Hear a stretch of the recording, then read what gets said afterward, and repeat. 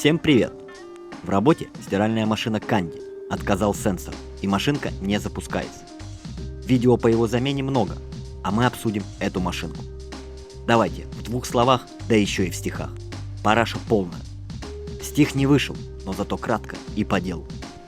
Единственный плюс этой машинки – это то, что у нее не выходят из строя подшипники, так как крестовину раньше ломает. Стоит эта конфетка-рачок где-то 20 золотых. Но для нее это много, ее должны давать бесплатно, чтобы жизнь медом не казалась.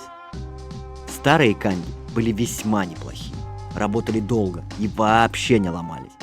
А про эту я могу долго насыпать, только толку ноль.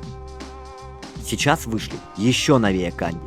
Пока в ремонт не поступали, возможно, они учли свои ошибки и сделали мили на минималках.